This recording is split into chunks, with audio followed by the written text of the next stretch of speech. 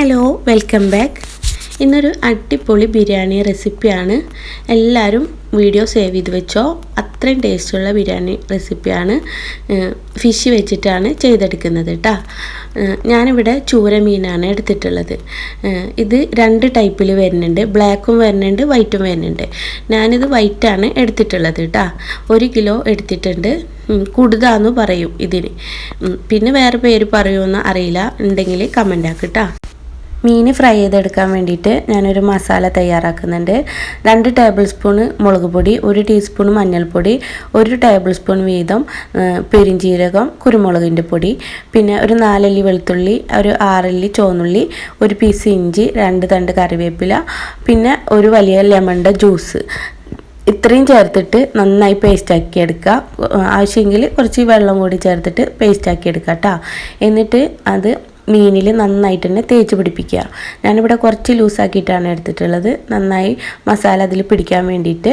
എന്നിട്ട് നന്നായി തേച്ച് പിടിപ്പിച്ചിട്ട് ഒരു 30 മിനിറ്റ് ഫ്രിഡ്ജിൽ വെക്കുക കേട്ടോ. മസാല എല്ലാം നന്നായി പിടിക്കുന്നവരെ ഫ്രിഡ്ജിൽ വെക്കുക. ഒരു ബിരിയാണി പോട്ട് നന്നായി ചൂടാക്കി എടുത്തിട്ടുണ്ട്. അതിലേക്ക് 3 ടേബിൾ സ്പൂൺ വെളിച്ചെണ്ണ ചേർത്ത് കൊടുക്കുക, 1 ടേബിൾ സ്പൂണ് ഗീ ഇട്ട് കൊടുക്കുക കേട്ടോ. എന്നിട്ട് അത് നന്നായിട്ട് ചൂടായി വരുമ്പോൾ അതിലേക്ക് ഒരു വലിയ ഉള്ളി നല്ല തിന്നായിട്ട് കട്ട് ചെയ്തത് ചേർത്ത് കൊടുത്തിട്ടുണ്ട്. പിന്നെ അതിലേക്ക് കറിവേപ്പിലയും കൂടെ ചേർത്ത് കൊടുത്തിട്ട് അത് ഫ്രൈ ചെയ്തെടുക്കുക. ഇത് നമ്മൾ ദമ്മിങ് പ്രോസസ്സിന് വേണ്ടിയിട്ടുള്ളതാണ്. അത് ഉള്ളി ഒരു ലൈറ്റ് ബ്രൗൺ കളറാവുമ്പോൾ കോരി മാറ്റാം കേട്ടോ, അല്ലെങ്കിൽ ഉള്ളി കരിഞ്ഞു പോവും. ഇനി ഇത് പ്ലേറ്റിൽ ഇരുന്നിട്ട് അതിൻ്റെ ചൂടിലിരുന്നിട്ട് തന്നെ ഒന്നും കൂടി കളറ് മാറി വരും കേട്ടോ. ഇനി അതേ ഓയിലിലേക്ക് തന്നെ കാഷ്യൂനട്ട് ഇട്ട് കൊടുക്കുക. ഒരു 10-15 കാഷ്യൂനട്ട് ഉണ്ട്, അത് ഇട്ട് കൊടുക്കുക. എന്നിട്ട് അതും ഒരു ലൈറ്റ് ഗോൾഡൻ കളറാകുമ്പോൾ അതിലേക്ക് കിസ്മിസ് ചേർത്ത് കൊടുക്കുക. കിസ്മിസ് ഇഷ്ടമില്ലാത്തവരാണെങ്കിൽ അത് ഒഴിവാക്കിക്കോ, സ്കിപ്പ് ചെയ്തോ. എന്നിട്ട് അതും പൊരിച്ചെടുത്തിട്ട് അതും മാറ്റി വെക്കുക കേട്ടോ. ഇനി ആ ഓയിലിലേക്ക് തന്നെ നമ്മൾ മീൻ ഇട്ടിട്ട് ഫ്രൈ ചെയ്തെടുക്കുക.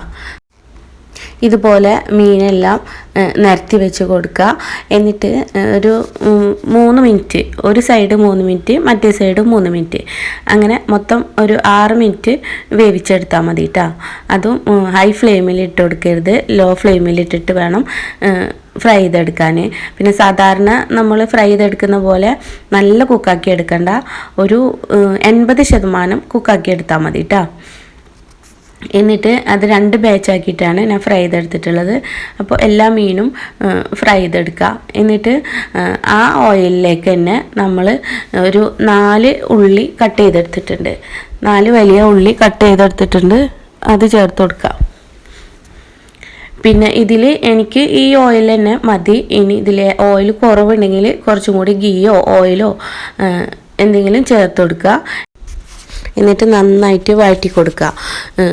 അത് നന്നായി വഴന്ന് വരാൻ വേണ്ടിയിട്ട് ഒന്ന് അടച്ച് വെച്ചിട്ട് കുക്കാക്കി എടുക്കുക കേട്ടോ. ആ സമയം കൊണ്ട് നമുക്ക് ഒരു 6 പച്ചമുളക്, 2 പീസ് ഇഞ്ചി, ഒരു 10-12 വെളുത്തുള്ളി അത് ക്രഷാക്കി എടുക്കുക. ചതച്ച് എടുക്കുക, പേസ്റ്റ് ആക്കണ്ട. ഒരു 3 ടേബിൾ സ്പൂൺ ഉണ്ടാവും അത് ചതച്ചെടുക്കുമ്പോൾ. എന്നിട്ട് അത് ഇട്ടിട്ട് നന്നായിട്ട് തന്നെ വഴറ്റി കൊടുക്കുക. അതിൻ്റെ പച്ചമണം എല്ലാം മാറുന്ന വരെ ഒന്ന് വഴറ്റി കൊടുക്കണം. അതിലേക്ക് കുറച്ച് കറിവേപ്പിലയും കൂടെ ചേർത്ത് കൊടുക്കുക കേട്ടോ. എന്നിട്ട് നന്നായിട്ട് തന്നെ നല്ല സോഫ്റ്റായിട്ട് വരുന്ന വരെ വഴറ്റി കൊടുക്കണം. പിന്നെ അതിലേക്ക് ആവശ്യത്തിനുള്ള ഉപ്പ്, മസാലയ്ക്ക് മാത്രം ഉള്ള ഉപ്പ് ഇട്ട് കൊടുത്താൽ മതി. ഫിഷിലേക്ക് നമ്മൾ ഓൾറെഡി ഉപ്പിട്ടതാണ്, അതുകൊണ്ട് മസാലയ്ക്ക് മാത്രമുള്ള ഉപ്പ് ഇട്ട് കൊടുക്കുക. ഒരു 1.5 ടേബിൾ സ്പൂൺ കുരുമുളക് പൊടി, 1 ടീസ്പൂൺ മഞ്ഞൾപ്പൊടി, 1 ടീസ്പൂൺ മല്ലിപ്പൊടി, പിന്നെ 1 ടീസ്പൂൺ മുളക് പൊടി, ഇത്രയാണ് ചേർത്ത് കൊടുത്തിട്ടുള്ളത്. പിന്നെ ബിരിയാണി മസാല കയ്യിലുണ്ടെങ്കിൽ അതും 1 ടേബിൾ സ്പൂൺ ചേർത്ത് കൊടുക്കുക കേട്ടോ. എന്നിട്ട് നന്നായിട്ട് അതിൻ്റെ പച്ചമണം മാറുന്ന വരെ വഴറ്റി കൊടുക്കുക. പിന്നെ ഒരു 1.5 ടേബിൾ സ്പൂൺ കെച്ചപ്പ് ചേർത്ത് കൊടുത്തിട്ടുണ്ട്, അതും കൂടെ ചേർത്തിട്ട് നന്നായിട്ട് വഴറ്റിയെടുക്കുക. പിന്നെ 2 തക്കാളി, വലിയ തക്കാളിയാണ്, നല്ല പഴുത്ത തക്കാളി നോക്കിയിട്ട് ചേർത്ത് കൊടുക്കുക. എന്നിട്ട് അത് ഉടഞ്ഞു വരാനൊന്നും നിൽക്കണ്ട. അതിലേക്ക് നമ്മൾ മീനിൻ്റെ തലയുടെ സൈഡും വാലിൻ്റെ സൈഡെല്ലാം ഉണ്ടാവില്ലേ, ആ പീസസുകൾ ഇട്ട് കൊടുക്കാം. വാലിൻ്റെ സൈഡിൽ പൊട്ടിപ്പോയ പീസെല്ലാം ഉണ്ടെങ്കിൽ അതൊക്കെ ഇട്ട് കൊടുത്തിട്ട് നന്നായിട്ട് തന്നെ വഴറ്റി കൊടുക്കുക. ഇത് ഇങ്ങനെ ചേർത്ത് കൊടുക്കുന്നത് മീനിൻ്റെ ഫ്ലേവറും അതിൻ്റെ ടേസ്റ്റ് എല്ലാം കിട്ടാൻ വേണ്ടിയിട്ടാണ്. എന്നിട്ട് അടച്ച് വെച്ചിട്ട് ലോ ടു മീഡിയം ഫ്ലെയിമിലിട്ടിട്ട് കുക്കാക്കിയെടുക്കുക.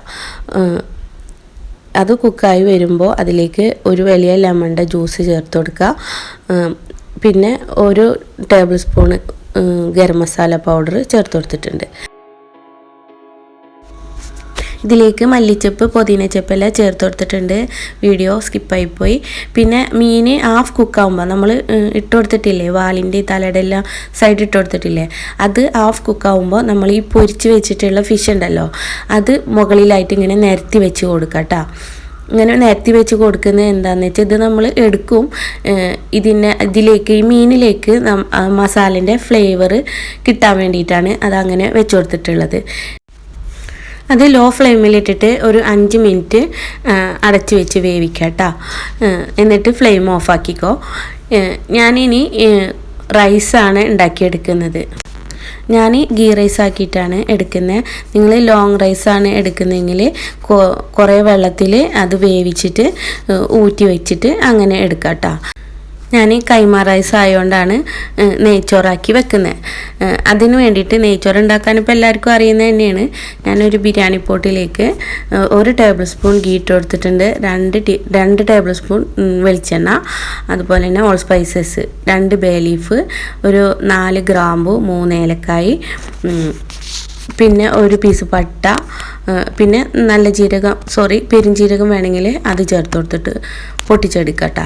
എന്നിട്ട് 1 കപ്പ് അരിക്ക് 1.5 കപ്പ് വെള്ളം, ആ റേഷ്യോയിലാണ് എടുത്തിട്ടുള്ളത്. അങ്ങനെ 6 കപ്പ് വെള്ളം 4 കപ്പ് അരിക്ക് എടുത്തിട്ടുണ്ട്. എന്നിട്ട് നന്നായി തിളച്ച് വരുമ്പോൾ നമ്മൾ കഴുകി ഊറ്റി മാറ്റി വെച്ചിട്ടുള്ള റൈസ് അതിലേക്ക് ഇട്ട് കൊടുക്കുക. വെള്ളത്തിലേക്ക് അരിക്ക് ആവശ്യത്തിനുള്ള ഉപ്പിട്ട് കൊടുക്കുക. പിന്നെ ഇഞ്ചി, വെളുത്തുള്ളി, പച്ചമുളക് ചതച്ച് വെച്ചിട്ടുണ്ടായിരുന്നില്ലേ, അതിൽ 1 ടീസ്പൂൺ ഞാൻ മാറ്റി വെച്ചിരുന്നു, അതും കൂടെ വെള്ളത്തിൽ ഇട്ട് കൊടുക്കുക.